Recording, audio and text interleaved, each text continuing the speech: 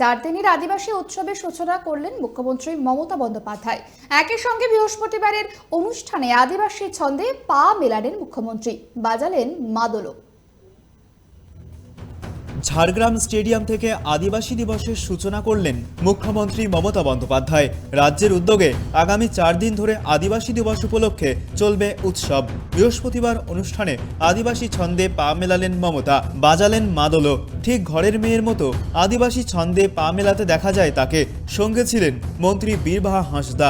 এরপর মাদলও বাজান তিনি, কথা বলেন মঞ্চের পাশে থাকা স্থানীয়দের সঙ্গে, তারপর উঠে যান মূল মঞ্চে। আপনারা জানেন 9 তারিখে ইন্টারন্যাশনাল ট্রাইবাল ডে আছে, সারা বাংলা জুড়ে পালন হবে। এটা আমরা 4 দিন ধরে করব।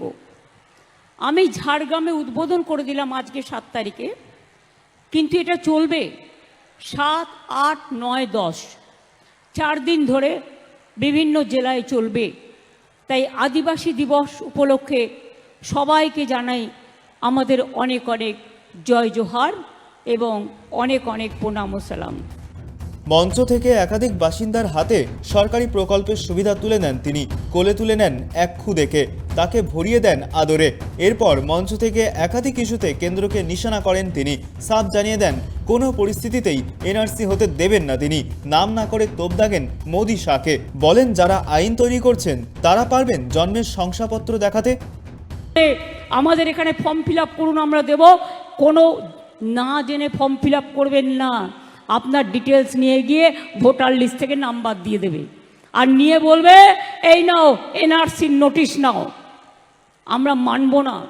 আমরা চাই আমার আদিবাসী হোক, আমার তপশিলি হোক, আমার দলিত হোক, আমার হিন্দু হোক, আমার মুসলমান হোক, আমার শিখ হোক, আমার কন্যাশ্রী হোক, সবার ভোটার লিস্টে যাদের এনটাইটেল তাদের নাম তুলতে হবে।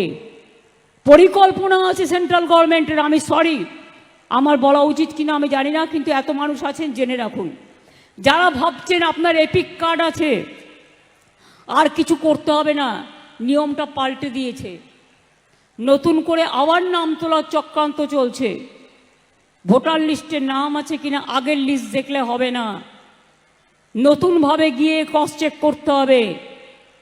আর যাদের এখন 2002 সালের আগে জন্ম হয়েছে, 2002 সাল পর্যন্ত, বলছে তাদের বাবা মায়ের বার্থ সার্টিফিকেট লাগবে।